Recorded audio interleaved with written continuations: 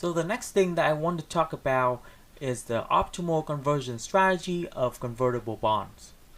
Now remember that we had a very similar discussion when we studied callable bond. So we figured out in what kind of circumstances or condition do the issuers want to call back the bond, and also we talked about whether it's optimal for these issuers to call back the bond immediately as there is a gain from doing so, or is it better to wait and call later. Now, it is important to have the same kind of discussion for convertible bonds. Well, the conclusion that we're trying to reach is that it is almost always optimal to convert the bond to common share the instant prior to the bond maturity date. Now, to arrive at this conclusion, let's look at the specific bond to make things easier. So let's say that you have purchased a convertible bond and that is going to mature in 1 year. So the question that we want to answer is that would you prefer to be holding the bond or the converted shares at the time the bond matures? Let's say 1 year from today. Now let's try to go through a couple of scenarios. Now, of course, you can convert the bond, and if you choose to do so, then at the time the bond mature, you will be holding the share of the common stock of the issuer. What if the stock price falls on the maturity date? And we're talking about the stock falling relative to the point in time when you converted the bond. Well, if this is happening, then you would wish that you didn't convert the bond. You would wish that you were still holding the bond because you are getting the par value, which is probably more valuable than the stock value then. So you certainly don't want to participate in the equity side of the issuer when the stock price decreases. On the other hand, what if the stock price actually rises on the maturity date? Then it will be higher than the time when you converted it. Well, in this case, you will be very happy that you are holding the shares that is probably more valuable than the bond par value. So to sum it up, if you convert the bond now, then there's a chance that you could be very happy if the stock price rises on that maturity date. But there's also some possibility that you would regret because the stock price can fall and therefore you would be participating in the downside of the equity, which you don't want at all. Now let's compare this scenario with a scenario where you converting the bond at maturity. Okay, so in other words, you'll be converting the bond at the instant just prior to the maturity date.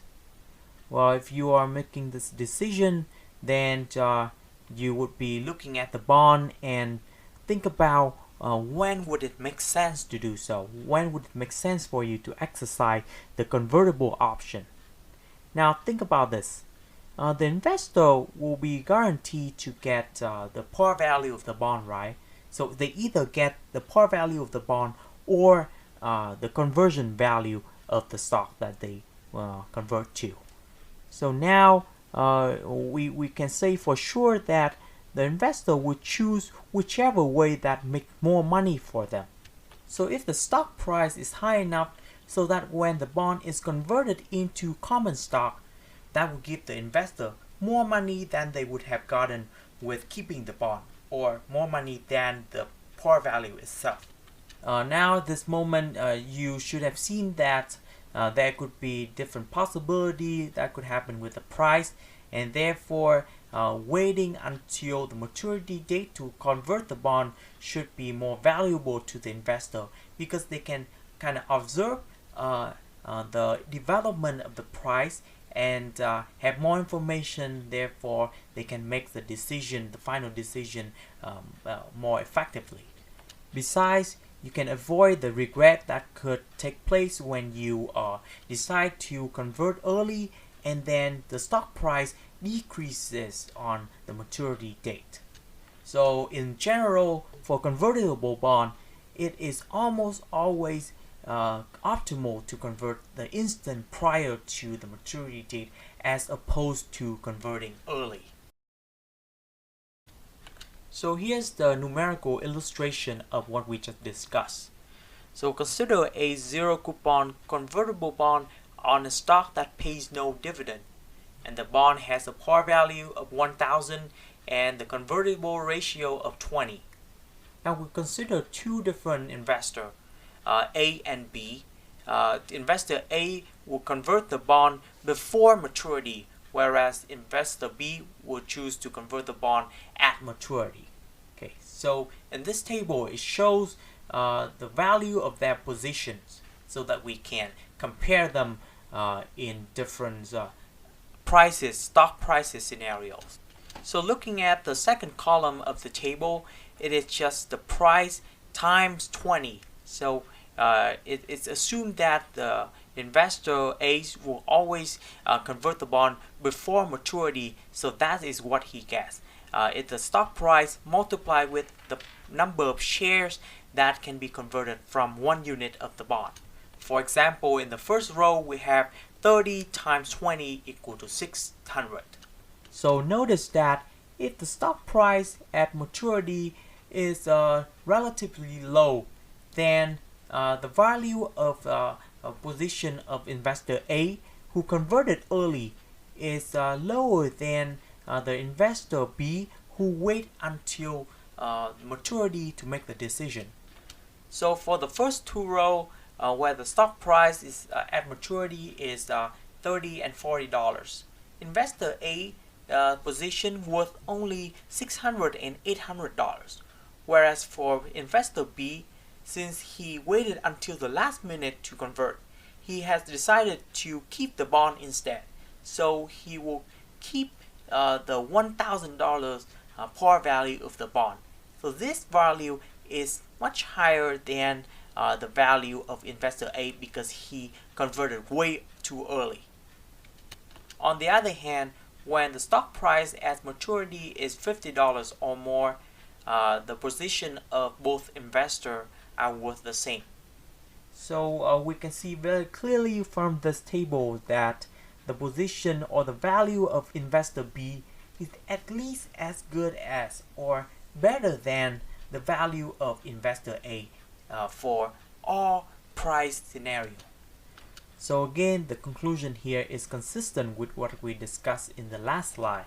So it is almost always optimal to wait until the instant just before the maturity date to convert the bond. Okay, so why is it almost always, not just always? Okay, so let's talk about the situation in which this might not be the case. It might not be optimal to wait until the last minute to convert. So the problem with the last table is that we didn't take into account the periodic payment that comes from holding a bond and holding a stock. For investor A, because he converted way before maturity, he'll be holding the common share that entire time. So over that time, he'll be receiving the dividend payment. So to calculate the position value very precisely, we have to calculate the future value of these dividend payment and add it to the value of the stock. So for B's position, we also have to take into account the future value of all the coupons payments. So if the future value of these dividend payments is very large relative to the future value of these coupons, then it may be optimal to convert prior to maturity. However, in practice, this is highly unlikely because the dividend yield on almost all common stock is much lower than the coupon payment on a typical convertible bonds. So after all, we should not make the conclusion that we had in the last couple of slides a rule of thumb for making the decision whether to convert early or at the maturity date. We should always take into consideration the possibility that the dividend can be so large that it can overcome the deficiency in the stock price.